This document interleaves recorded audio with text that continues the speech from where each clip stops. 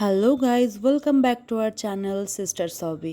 কয়েকদিন আগেই আমি চলে গিয়েছিলাম মালদার বিএম গ্র্যান্ডে। আর এইখানে ছিল কিন্তু গোল্ড লাইটস রিভার কম্পিটিশন। পিসচন্দ্র থেকে এই গোল্ড লাইটস রিভারটা প্রেজেন্ট করেছিল। আর পিসচন্দ্রই ছিল কিন্তু এটার স্পন্সর মেন। আমরা ফার্স্টে অনলাইনে অডিশন দিয়েছিলাম। অনলাইনে ছবি, বায়োডাটা সব কিছু দেওয়ার পরে কিন্তু ওরা সিলেক্ট করেছিল। মালদা থেকে টোটাল 280 জনের মতন অডিশন দিয়েছিল অনলাইনে। তারপর সেখান থেকে অনলি 40 জনকে সিলেক্ট করেছিল এই ক্লাস্টার ফিনালে রাউন্ডের জন্য, যেটার পোশাকির নাম হলো পিসিচন্দ্রা গোল্ড লাইটস দিভা। পিসিচন্দ্র থেকে এই অডিশনটা কিন্তু বিভিন্ন জেলায় জেলায় হয়েছিল। বর্ধমান, দুর্গাপুর, কলকাতা, শিলিগুড়ি বিভিন্ন জেলায় হয়েছিল এবং মালদাতেও হয়েছিল। তাছাড়াও কিন্তু রাজ্যের বাইরেও ভুবনেশ্বর, পাটনা এগুলো জায়গাতেও হয়েছিল। এটা কিন্তু টোটাল 4টা রাজ্যের মধ্যে কম্পিটিশনটা ছিল। আর লাস্ট রাউন্ড হয়েছিল কিন্তু কলকাতাতে, যেটা ফাইনাল রাউন্ড। আর এখানে কিন্তু আমাদের ড্রেস কোড মেনশন করে দিয়েছিল আগে থেকেই, যে কত ইঞ্চি হিল পরতে হবে এবং কি কালার পরতে হবে। 2-3টা কালার দিয়েছিল, সেই 2-3টা কালারের মধ্যে পরতে হবে। এবং হোয়াইট টি শার্ট বা শার্ট এবং ব্ল্যাক জিন্স এগুলোই পরতে হবে। আর হেয়ারস্টাইল যে যার মতন, আর একটা মিনিমাল লাইট মেকআপ করতে বলেছিল। আর সেই অনুযায়ী আমরা সবাই গিয়েছিলাম। প্রায় বেশিরভাগ ওখানে ক্যান্ডিডেটসরাই গিয়েছিল ঠিকঠাক মেনটেন করে, কয়েকজন যায়নি ঠিকঠাক মেনটেন করে। আর দেখুন, আমাদেরকে ওখান থেকে কার্ড দিয়ে দিয়েছিলো, আই কার্ড। আর আমরা ফার্স্টে যে শ্যুটটা আপনাদের দেখালাম, উই আর ফ্রম মালদা, এটা কিন্তু আমাদের ওখান থেকেই করতে বলেছিল। তো সেটার জন্যই আমরা এখানে সবাই পরপর রো করে দাঁড়িয়ে গিয়েছি। তারপর কিন্তু ওনারা স্টিল ফটোও নিচ্ছিল এবং ভিডিওগুলো ক্যাপচার করছিল পিসচন্দ্রের তরফ থেকেই। তারপরে আমরা এখানে যাওয়ার পর ফর্ম ফিল আপ করি আবার পুনরায় প্রত্যেকটা ক্যান্ডিডেটস। তারপর আমাদের আই কার্ড দিয়ে দেওয়া হয়। তারপর এরকম কিছু শ্যুট করার পর আমরা বিএম গ্র্যান্ডের বাঙ্কোয়েট হলে এন্ট্রি হয়ে যাই। আর সেখানে কিন্তু গার্জিয়ানসরা অ্যালাউ ছিল। আর এটা কিন্তু প্রত্যেক বছরই হয়। এখানে মেন রিকোয়ারমেন্ট ছিল হাইট এবং আনম্যারিড। তারপরে ছিল আরও কিছু ক্রাইটেরিয়া, যেমন এজ 27-এর মধ্যে হতে হবে। তারপর আমরা ওখানে যাওয়ার পর পুনরায় ওরা আমাদের হাইট আবার মেজার করে। তারপর কিন্তু আমরা ফর্ম ফিল আপ করি, সব কিছু ডিটেলস দিয়ে তারপর আমরা শ্যুটটা করার পর এন্ট্রি হই এই বাঙ্কোয়েট হলে। আর দেখুন, আমাদের অ্যাঙ্কার কিন্তু অ্যাঙ্কারিং করছে। আর আমি কিন্তু ভিডিওটা করছিলাম না, আমার বোন ভিডিওটা করছিল। মা আর বোন এই সাইডে বসেছিল। Fashion photographer who creates magic. Please যারা জোরে হাত তালি হয়ে যাক for mister Ashis Saha. Thank you so much. আমরা স্বাগত জানাবো এমন একজন অসাধারণ মানুষকে। She is a brilliant role model. একের পর এক শ্রেষ্ঠত্বের মুকুটের পালক চলেছে ওনার মাথায়। She is a top notch brilliant woman and one of the faces of this magical fashion industry. Ladies and gentlemen, please welcome Madhuri Radha Mitra. জোরে হাত তালি হয়ে যাক তার জন্য। এরপর আমাদের এই শ্রদ্ধেয় জাজেস প্যানেলে আমরা স্বাগত জানাবো এমন একজন অসাধারণ মানুষকে, যাদেরকে ছাড়া বা যিনি বেটার না হলে এই গোল্ড লাইটস রিভার নিয়ে আমরা বারবার আপনাদের কাছে কখনোই পৌঁছাতে পারতাম না। Assistant general manager marketing PC Chandra jewellers mister Anindo Mukherjee. Please যারা জোরে হাত তালি হয়ে যাক স্যারের জন্য। Thank you so much. যেহেতু আমাদের কাছে সময় একেবারে কম, আমরা প্রত্যেক পার্টিসিপেন্টকে আরো একবার স্বাগত জানাবো। আর wish you all the best.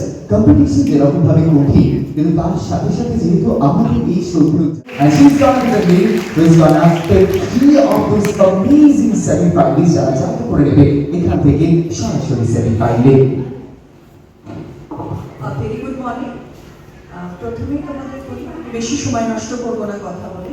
কিছু জিনিস তোমরা যখন মাইক্রোফোন হাতে হ্যান্ডওভার পাবে, নিজেকে ইন্ট্রোডিউস করবে। আমাদের হাতে যে খুব কম সময়, ম্যাক্সিমাম 30 সেকেন্ডস, তার বেশি আমরা এখানে শুনতে চাই না। তুমি কে, কি পড়াশুনো করো, আর হবিজ কি, কোন কলেজে পড়ো বা বাড়িতে কে কে আছে, এগুলো আমরা জানতে চাই না।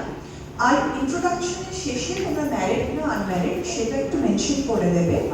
আর কি আজকের পারফরমেন্সটা কি হবে, এটা বিংয়ের বাইরে আমি আছি। I will enter with a big smile, stand, count 2, একটা ছোট্ট walk, এটাকে হেড র্যাম্প বলে। হেড র্যাম্পে এসো, smile, count 8, left turn, এখানে আসো। আবার এখানে এসে দাঁড়াও, তোমাকে মাইক্রোফোন হ্যান্ড ওভার করা হবে, হাতে নিলে তোমাকে মাইক্রোফোন দিচ্ছে, তাকে একটা ছোট করে থ্যাঙ্কস, আর নিজেকে ইন্ট্রোডিউস করো, বেশি কথা নয়, খুব সামান্য কথা, তুমি কে, কি পড়াশোনা করো, কলেজের নাম বলতে হবে না, আর হবিস কি, এটাই অনেক। মাইক্রোফোন আবার ওকে ফেরত দিয়ে দিলে একটা ছোট্ট walk with a big smile, come to, left turn, back and exit. ঠিক আছে, বেশি সময় নষ্ট করার একদম দরকার নেই। আর ইন্ট্রোডাকশন শেষে ম্যারিড না আনম্যারিড এটা বলবে, আর সবার ফোন কাইন্ডলি সুইচ অফ অথবা সাইলেন্ট করে রাখবো। ঠিক আছে, আমরা তাহলে শুরু করি। কারণ কোনো প্রশ্ন থাকলে জিজ্ঞেস করতে। টোটাল 40 ক্যান্ডিডেটসের মধ্যে আমার ব্যাচ নাম্বার ছিল 21। আমি কিন্তু 21 যখন ডেকেছিল তারপর আমি গিয়েছিলাম। ফার্স্টে এই ইভেন্টের কোওয়ার্কাররা কিন্তু ভিডিও অ্যালাউ সেটাই বলেছিল, তারপর যথারীতি আমার বোন ক্যাপচার করছিল, তারপর কিছুক্ষণ পর অনেক গার্জিয়ানসরাই কিন্তু ভিডিও ক্যাপচার করছিল, তারপর ওনারা বলে যে ক্যাপচার করা যাবে না, যার যার ফ্যামিলি মেম্বার তারটাই করা যাবে। তো সেই অনুযায়ী সবাই ক্যামেরা অফ করে রেখে দেয়, তো ভাবে যে ফ্যামিলি মেম্বারদের আসলেই তখনই করব রেজাল্টটা, কিন্তু তারপর ওনারা বলে যে সেটাও করা যাবে না, মানে ভিডিও তারপর আমাদের আর করতেই দেয়নি। তো তারপর আমরা আর ভিডিও ক্যাপচার করতে পারিনি। আমার ওয়ার্কের এবং সেলফ ইন্ট্রোডাকশনের কোনো ভিডিও নেই, কারণ বোন ফুটেজগুলো নিতে পারিনি, কারণ সবাইকে ওখানে বলে দিয়েছিল কোনো ক্যাপচার করা যাবে না, নট অ্যালাউড। তারপর আমরা ওখান থেকে বেরিয়ে আসি কমপ্লিট হয়ে যাওয়ার পর। এরপর আমরা একটু বিএম গ্র্যান্ডটা টোটালটা একটু ঘুরে নিই, তারপর আমরা চলে যাই কিন্তু একটু স্ন্যাক্স খেতে। তারপর স্ন্যাক্স খেয়ে কিন্তু আমরা আবার বাড়িতে চলে আসি। এই দিনের এক্সপিরিয়েন্সটা মোটামুটি ছিল, খুব একটা ভালো না। তো তারপরে একটা নতুন এক্সপিরিয়েন্স হলো, লাইফে সব কিছুই দরকার আছে নতুন নতুন এক্সপিরিয়েন্স গেইন করা।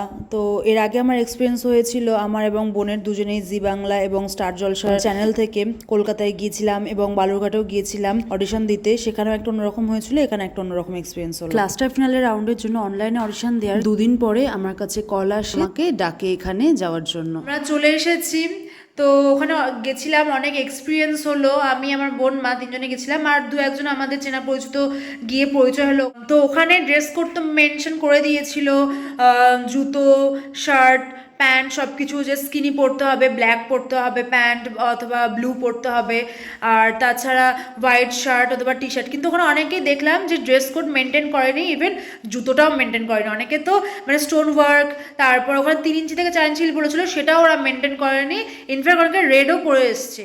এই ইভেন্টে গিয়ে কিন্তু প্রত্যেকটা ক্যান্ডিডেটসকে ওরা দিয়েছিল একটা গিফট ভাউচার, মানে ডিসকাউন্ট কুপন পিছনদের তরফ থেকে। যদি 6 মান্থের মধ্যে পারচেস করা যায় পিছন্দ থেকে, তাহলে কিন্তু মেকিং চার্জের উপর 15% ডিসকাউন্ট দেবে ওনারা। পিছন্দ থেকে কল আসার পর, মানে আমি এই ক্লাস্টার ফিনালের রাউন্ডের জন্য সিলেক্ট হয়েছি এটা জানানোর জন্য কিন্তু কল এসেছিল। তারপর আমার কাছে যেহেতু হোয়াইট শার্ট অ্যাভেলেবেল ছিল না, তারপর আমি মা বোন মিলে কিন্তু চলে যাই আমাদের বাড়ির কাছেই প্যান্টালুন্সের শোরুমে, যেখান থেকে এই black jeans, white shirt purchase করে নিই। জুতোটা কিন্তু আমি পারচেস করেছি খাদিমস থেকে। তো আমার এই আউটফিটটা কেমন লাগছে আপনারা জানাবেন।